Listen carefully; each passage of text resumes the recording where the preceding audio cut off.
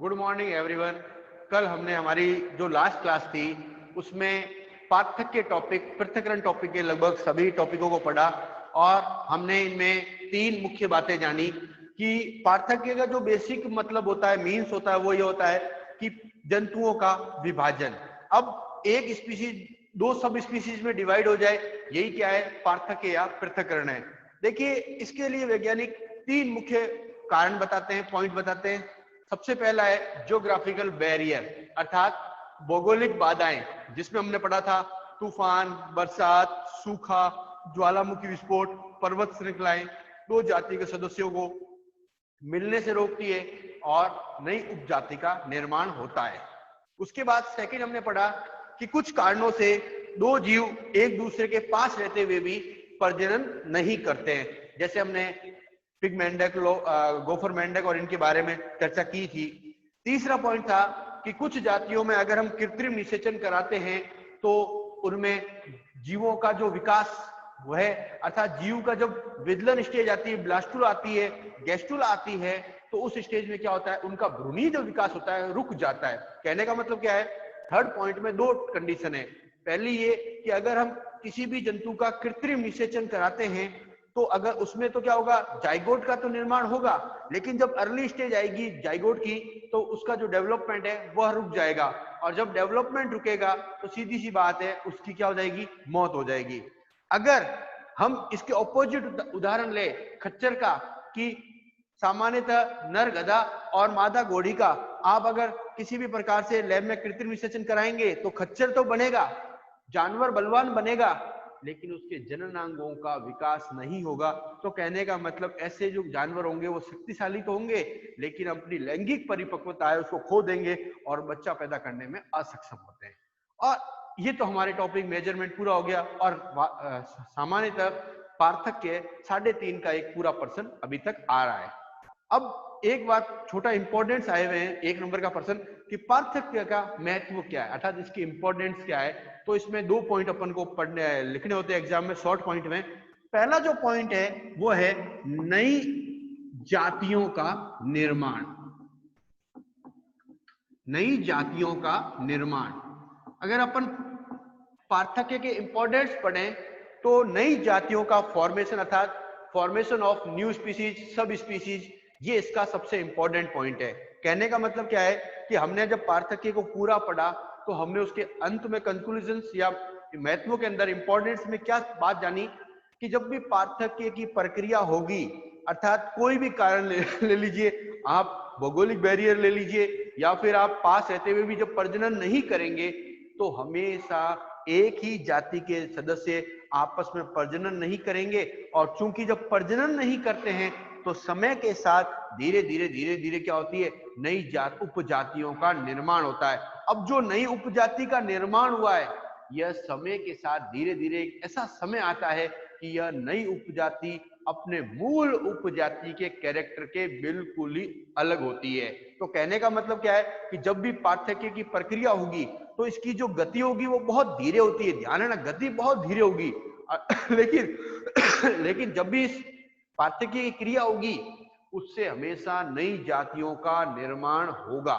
पहला जो पॉइंट है, नई जातियां कह सकते हैं, नई उपजातियां कह सकते हैं, ये दोनों एक ही पॉइंट है। दूसरा जो पार्थक्य की प्रक्रिया है उसमें इंपॉर्टेंट पॉइंट क्या है? वो ये है कि पुरानी जातियों का रूपांतरण।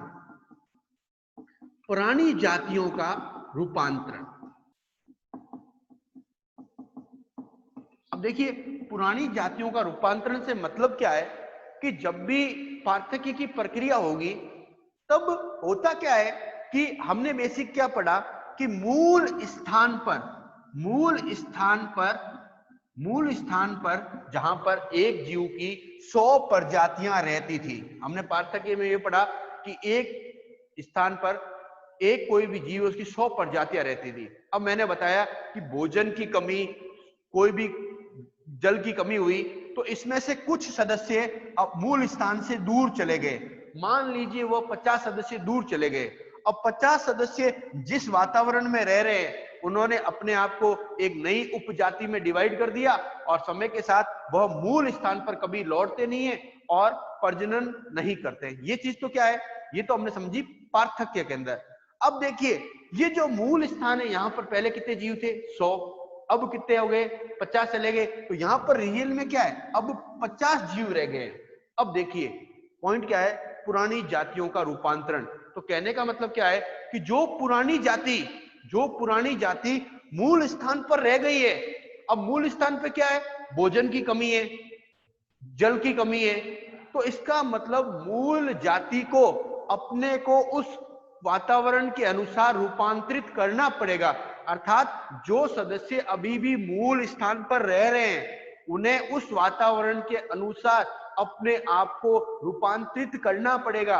अगर वो रूपांतरित कर पाएंगे, सरवाइव कर पाएंगे, स्ट्रगल कर पाएंगे तो वो मूल स्थान पर रहेंगे। और अगर वो अपने आप को सरवाइव या स्ट्रगल नहीं कर पाएंगे अपने मूल स्थान पर, तो क्या हो जाएंगे, समय के साथ मृत्यु को प्राप्त हो जाएंगे या लुप्त हो जाएंगे। तो कहने का क्या मतलब है,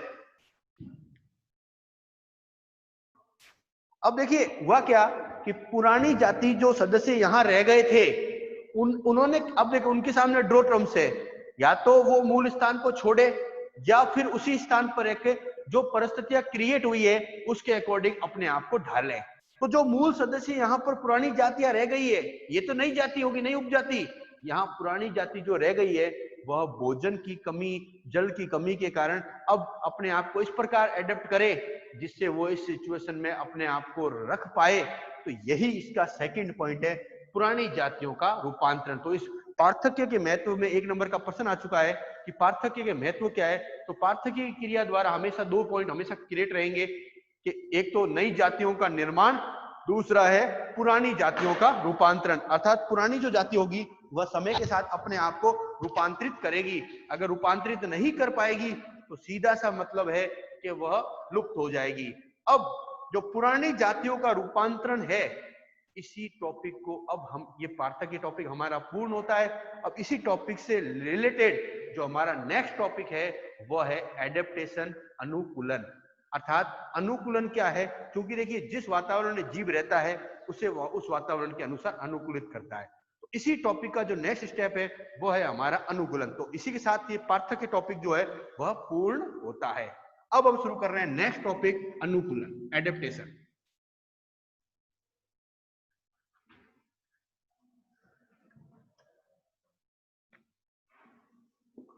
ये एक नया टॉपिक है और लगभग अनुकूलन जो पर्सन है वो हमारे 7.5 के अंदर एग्जाम में आता है। अब देखिए चूंकि हम जिस एरिया में रहते हैं वह मरुस्थलीय भूभाग कहलाता है, तो ज्यादातर आजकल जो एनिमल आ रहे हैं एग्जाम में, जो एडेप्टेशन से रिलेटेड पर्सन आ रहे हैं, वो ये आ रहा है कि मरुस्थलीय अनुकूलन को समझाइए। अर्थात मरुस्थलीय अनुकूलन की क्या विशेषताएं होती है और उसमें रहने वाले जो जीव है उनमें क्या क्या विशेषताएं होगी, इसको समझाइए। अगर मरुस्थलीय अनुकूलन नहीं देते तो कई बार स्थलीय अनुकूलन, टेरेस्ट्रियल एडेप्टेशन, अर्थात स्थलीय भूभाग में रहने वाले जंतुओं की क्या विशेषताएं होती है और इसके बारे में अपन को समझाना है। तो सबसे पहले आता है अनुकूलन। देखिए अनुकूलन का बेसिक अर्थ होता है अपने आप को वातावरण के अनुसार अनुकूलित करना। अगर सीधी सी बातों में कहूं कि वातावरण के अनुसार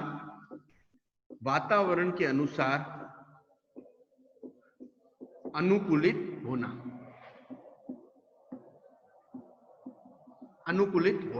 ये इसकी अगर 1 लाइन डेफिनेशन कहूं तो वातावरण के अनुसार अनुकूलित होना, अर्थात जैसा एनवायरनमेंट है उसके अनुसार अपने आप को एडेप्टेशन सिचुएशन को क्रिएट करना।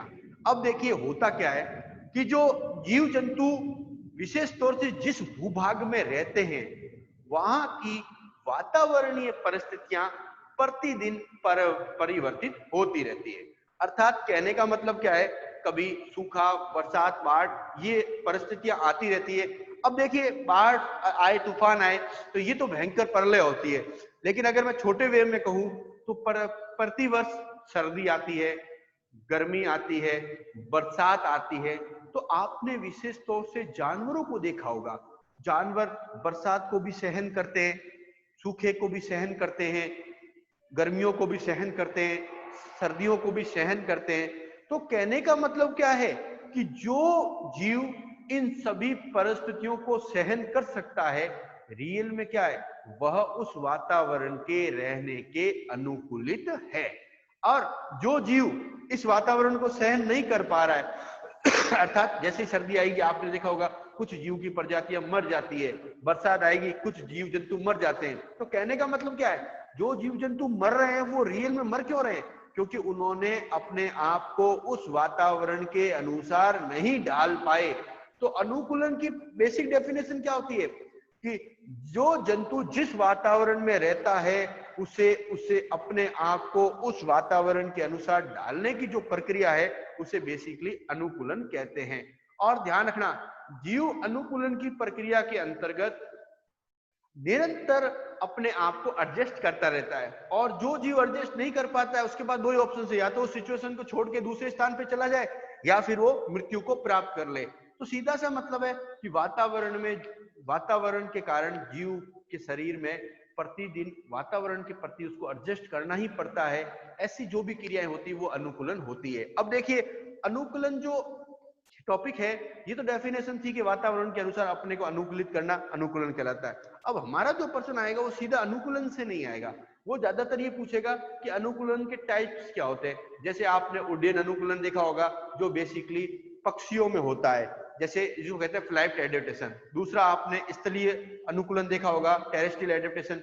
तीसरा होता है लवणीय अनुकूलन अर्थात जिसको कहते हैं मैराइन एडेप्टेशन। चौथा होता है स्वच्छ जलीय अनुकूलन जिसको हम कहते हैं फ्रेश वाटर एडेप्टेशन। पांचवा जो होता है वह होता है एम्फीबियन उभयचर अनुकूलन। छठा होता है आचरणात्मक या व्यवहार जिसको हम सामान्यतः बिहेवियर एडेप्टेशन भी कहते हैं या आचरण अनुकूलन भी कहते हैं। अब हम सबसे पहले छोटे छोटे पर्सन ले लेते हैं जो सामान्यतः अनुकूलन टॉपिक से आज तक हमारे एग्जाम में बहुत बार पूछे गए। देखिए, अनुकूलन टॉपिक से हमारे एग्जाम में बहुत बार ऐसे ऐसे छोटे छोटे पर्सन है जो पूछे गए। सबसे पहले मैं छोटे टॉपिकों को पहले ले लेता हूं। सबसे पहला आता है आचरणात्मक अनुकूलन जिसको हम कहते हैं बिहेवियर एडेप्टेशन।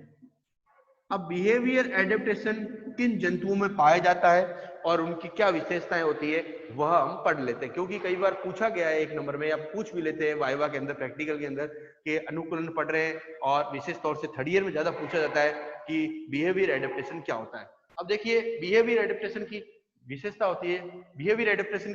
होती है कि जो जंतु जिस वातावरण में रह रहा है उसे उस वातावरण के अनुसार अपने आप को ढालना। अनुकूलन पढ़ लिया, अब हम बिहेवियर एडेप्टेशन क्या है इसको समझते हैं।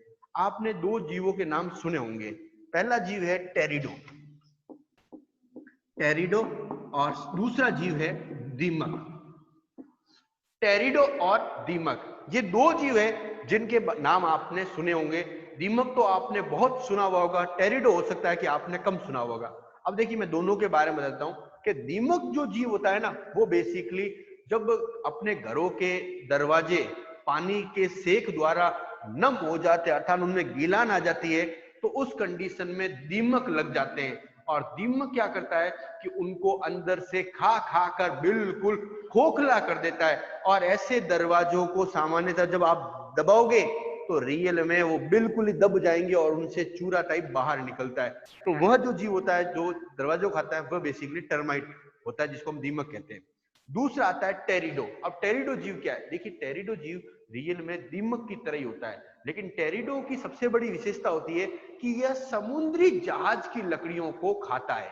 अब देखिए, आजकल जो समुद्री जहाज बनते हैं ना वो बेसिकली फाइबर्स के बनते हैं या फिर आप कह सकते हैं कि विशेष प्रकार के प्लास्टिक टाइप उनके बनते हैं। लेकिन आपने आज से 18वीं और 19वीं शताब्दी देखी होगी, उस समय भाप से चलने वाले सामान्यतः लकड़ी के जहाज बनते थे। अर्थात कहने का मतलब क्या होता था, ये इस प्रकार के लकड़ी के जहाज बनते थे। अब देखिए, लकड़ी के जहाज में क्या होता था कि एक तो क्या होती है, आपको पता होता है कि जो जहाज का निचला सिरा होता है बेसिकली वह हमेशा क्या होता है, पानी के संपर्क में रहता है। अब जब पानी के संपर्क में रहेगा तो सीधी सी बात है कि वहां पर क्या होगी, हमेशा क्या होगी, नमी होगी। अब नमी का फायदा उठाकर टेरिडो जैसे जीव होते हैं ना वो क्या करते हैं, इन जहाजों की नम लकड़ियों के अंदर घुस जाते हैं। अब नम लकड़ियों के अंदर घुसने के पश्चात ये क्या करते हैं, उस जहाज की लकड़ी को खाकर धीरे धीरे पूरा खा लेते हैं। अब देखिए जो जहाज की जो लकड़ी है बेसिकली जो पानी के संपर्क में, वो धीरे धीरे क्या हो रही है, अंदर से खोखली होती जा रही है, अर्थात जिसको अपन कॉमन भाषा में थोथी कहते हैं, अर्थात वो खोखली होती जा रही है। और ये जो टेरिडो होता है ये समुद्री जहाज को जो लकड़ी होती है उसको पूरा खाकर नष्ट कर देते हैं। और एक समय ऐसा आता है कि जब कोई तूफान या बहुत तेज लहर आती है, तो जब ये जहाज चल रहा है, क्योंकि जहाज में टेरिडो लग चुके हैं, जहाज को पता भी नहीं लगता कि टेरिडो उसके अंदर लग चुका है, और जब जहाज के सामने कोई बड़ी लहर आती है तो जहाज के निचले जो हिस्से होते हैं उनको क्या करती है, लहर तोड़ देती है, और तोड़ने से उस जहाज के अंदर पानी भरता है और वह जहाज डूब जाता है। तो कहने का मतलब क्या है कि आचरणात्मक बिहेवियर टेरिडो और दीमक जैसे जंतुओं में पाया जाता है। दीमक जो पाया जाता है वो बेसिकली अपने घर के दरवाजों में, और टेरिडो होता है जहाज में। अब देखिए आचरणात्मक बिहेवियर क्या है उसको समझिएगा कि है क्या ये एडेप्टेशन। देखिए आपने दीमक को तो पढ़ा ही है, टेरिडो दोनों एक जैसे। दीमक क्या करता है, हमेशा लकड़ी को खाता है। अब लकड़ी को वो खाता है लेकिन रियल में वो लकड़ी का पाचन नहीं कर सकता। देखिए हम खाना खा रहे हैं तो हमारे शरीर में उस खाने का पाचन होता है, लेकिन दीमक और टेरिडो दोनों की क्या विशेषता है कि ये जिस लकड़ी को खा रहा है ये उसका पाचन नहीं कर सकते। अब जब तक उस लकड़ी का पाचन नहीं करेंगे तो सीधी सी बात है इनको भोजन प्राप्त नहीं होगा। इसीलिए इन दोनों जीवों के शरीर में फ्लैजिलेट्स पाए जाते हैं, फ्लैजिलेट्स पाए जाते हैं जो रियल में प्रोटोजोन्स होते हैं, अर्थात प्रोटोजोआ संघ के सदस्य होते हैं। अर्थात इन दोनों जीवों के शरीर में फ्लैजिलेट्स पाए जाते हैं। जब दीमक इन लकड़ी को खाता है तो रियल में उस लकड़ी को ये फ्लैजिलेट्स खाकर उसका कोशिकीय पाचन करते हैं, सेल डाइजेशन करते हैं, और उस पाचन के पश्चात इस दीमक को भोजन प्राप्त होता है। अर्थात उसके जो डाइजेशन का जो प्रोसेस होता है वो रियल में करता कौन है, फ्लैजिलेट्स करता है। जैसे ही दीमक ने लकड़ी खाई, उस लकड़ी को जो पचाने का जो कार्य करते हैं वो फ्लैजिलेट्स करते हैं। अर्थात फ्लैजिलेट्स उस लकड़ी को लेते हैं, उसका कोशिकीय पाचन करते हैं, और पाचन के पश्चात कुछ उसकी मात्रा को पचाने के पश्चात मात्रा को दीमक को दे देते हैं, और कुछ वह स्वयं ग्रहण कर लेते हैं। तो कहने का मतलब क्या है, जब दीमक लकड़ी खाता है तो उस लकड़ी को पचाने का जो कार्य करते हैं वो रियल में फ्लैजिलेट्स करते हैं। अब फ्लैजिलेट्स कर रहे हैं, अब देखिए दोनों को ही इससे बेनिफिट है। पहली चीज क्या है कि दीमक स्वयं उस लकड़ी को पचा नहीं सकता, तो फ्लैजिलेट्स उसको हेल्प कर रहा है। अब इसका बेनिफिट क्या है कि दोनों को ही भोजन क्या होता है, प्राप्त होता है। तो कहने का मतलब क्या है कि दीमक और फ्लैजिलेट्स एक दूसरे के सहयोगी है, और दीमक के शरीर के अंदर ही क्या होते हैं, फ्लैजिलेट्स रहते हैं जो उसके पाचन में सहायता करते हैं। अब क्या होता है, समय के साथ दीमक क्या करता है कि अपनी त्वचा को समय के साथ त्यागता रहता है, अर्थात त्यागता रहता है। अब समय के साथ अपनी त्वचा को त्यागता रहता है, तो कई बार जब वो त्यागता है तो शरीर का जो अंत स्तर होता है, अर्थात जो अंदर का स्तर होता है, वह उसको भी त्याग देता है। अर्थात बाह्य त्वचा को तो त्याग रहा है तो कोई दिक्कत नहीं, फ्लैजिलेट्स तो अंदर है, कई बार वो शरीर के अंत स्तर को, अंदर जो स्तर है, लेवल है, उसको भी क्या करता है, बाहर निकाल देता है। अब उस कंडीशन में क्या होता है, जब वो अंत स्तर को बाहर निकालता है त्यागने के लिए, उस कंडीशन में जो अंदर फ्लैजिलेट्स होते हैं वह भी उस इनर लेयर के साथ शरीर से बाहर निकल जाते हैं। अब देखिए सारे फ्लैजिलेट्स बाहर निकल गए। अब देखिए सिचुएशन क्या क्रिएट हुई, अगर वो फ्लैजिलेट्स सारे शरीर से बाहर निकल जाएं और दीमक के शरीर में एक भी फ्लैजिलेट्स नहीं होगा, तो सीधा सा मतलब है कि वह भोजन नहीं पचा पाएगा। इस कमी को पूर्ण करने के लिए, इस कमी को पूर्ण करने के लिए दीमक तुरंत ही उस त्वचा के साथ बाहर निकले फ्लैजिलेट्स को वापस मुख की सहायता से ग्रहण कर लेता है। तो कहने का मतलब जिस त्वचा को उसने बाहर निकाला था, जिस स्तर को उसने बाहर निकाला था, उसमें क्या थे, तो स्तर और फ्लैजिलेट्स थे, तुरंत वो वापस फ्लैजिलेट्स को निगल लेता है। उस कंडीशन में वो फ्लैजिलेट्स वापस उसके शरीर में चले जाते हैं। इस प्रकार का जो व्यवहार होता है, जो अनुकूलन होता है, उसे रियल में हम क्या कहते हैं, आचरणात्मक अनुकूलन, बिहेवियर एडेप्टेशन। अब इसमें एक छोटा सा पर्सन प्रैक्टिकल वाइवा में और भी पूछते हैं, मैं आपको बता देना चाहता हूं कि वो प्रैक्टिकल वाइवा में आपसे ये पूछते हैं कई बार कि हम, क्योंकि हम थर्ड ईयर, मैं विशेष तो थर्ड ईयर के भी पर्सन आपको साथ में समझा रहा हूँ, कि थर्ड ईयर के अंदर दीमक की स्लाइड होती है, वो आपसे प्रैक्टिकल में जरूर प्रश्न पूछेंगे कि जो दीमक का बच्चा होता है उसके शरीर में फ्लैजिलेट्स कहाँ से पहुंचते हैं।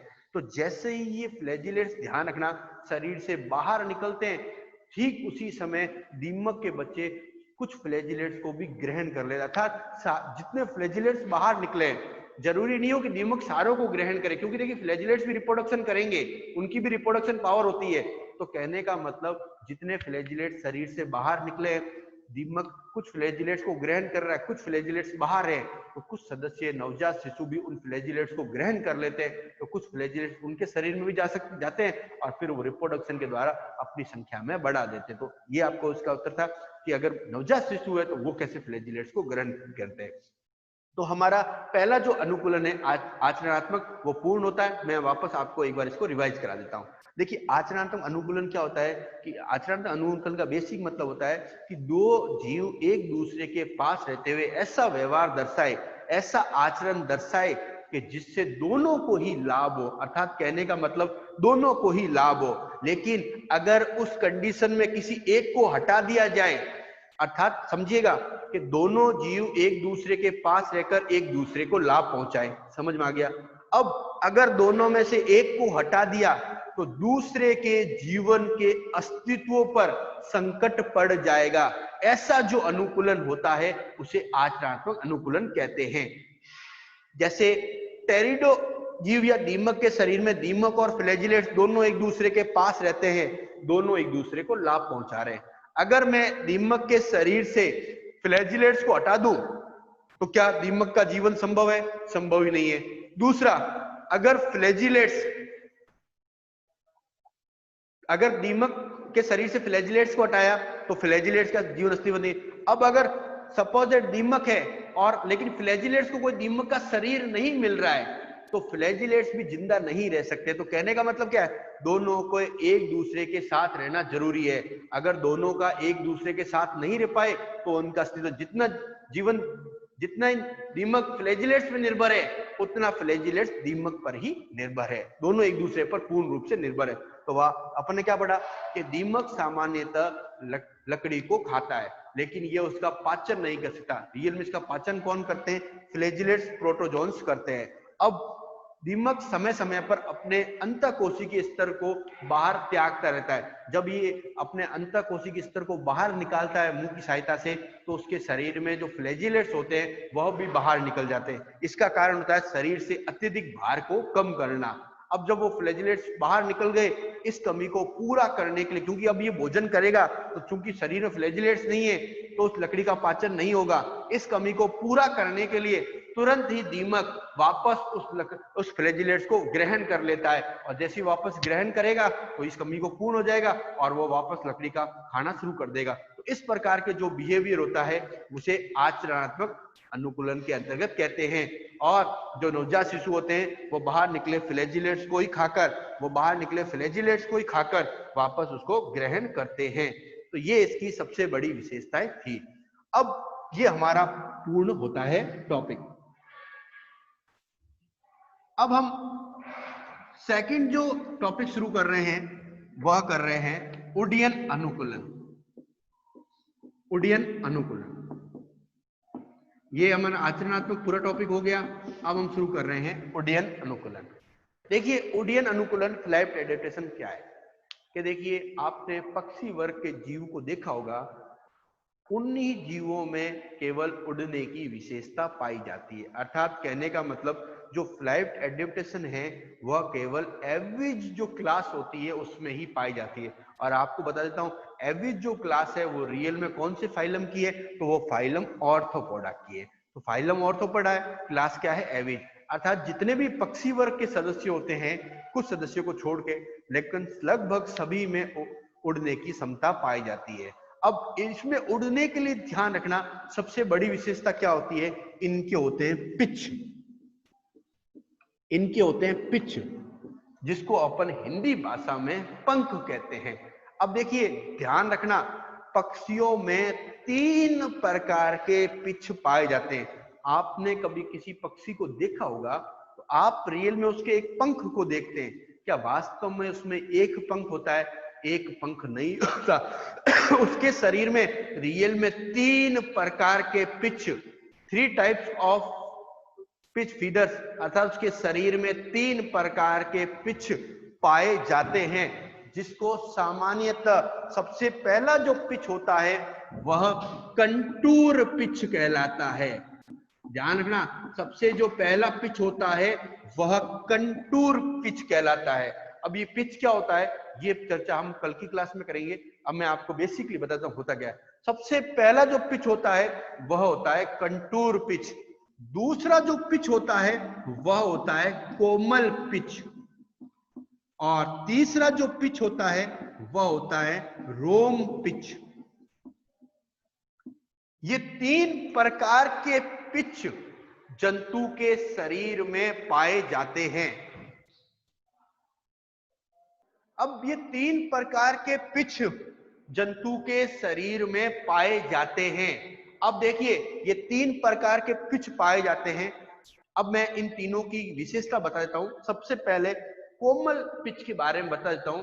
इसको सामान्यतः चूर्ण पक्षती पिच भी कहते हैं। इसको क्या कहते हैं?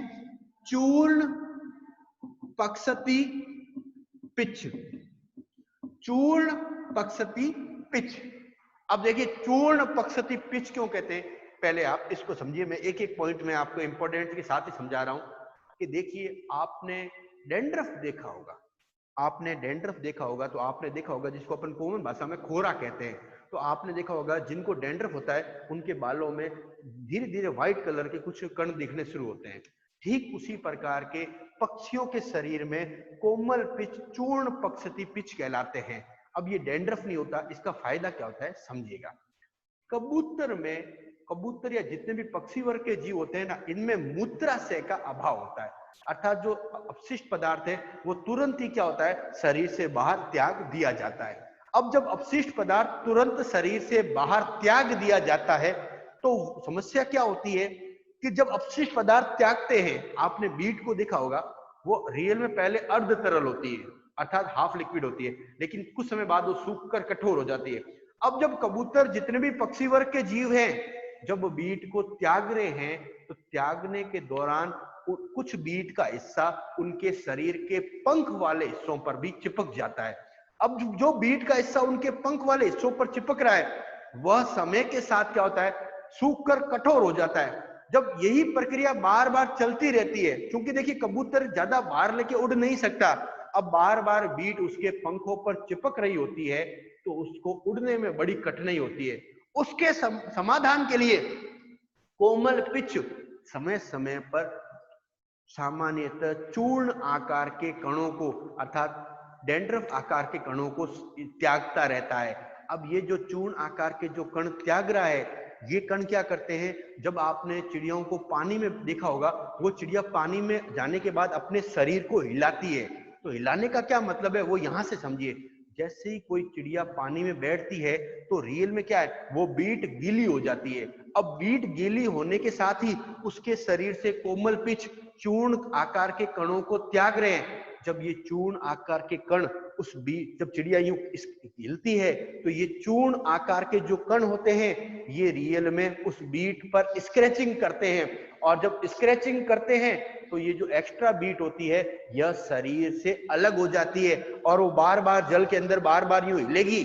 तो ये जो रियल में ये चूर्ण जो कण होते हैं ये क्या करते हैं, उन बीट से बार बार स्क्रैचिंग करते हैं और धीरे धीरे उसके कुछ हिस्सों को शरीर से अलग करते रहते हैं। और जब वो शरीर से अलग करेंगे तो धीरे धीरे क्या होगा, एक्स्ट्रा जो बीट मटेरियल है वो क्या होगा शरीर से अलग हो जाएगा और उसका भार क्या होगा वापस सही हो जाएगा। इसीलिए ध्यान रखना ये कोमल पिच को चूर्ण पक्षती पिच कहते हैं। अब इससे जो आगे के जो टॉपिक हैं जो हम हमारी कल की क्लास में करेंगे।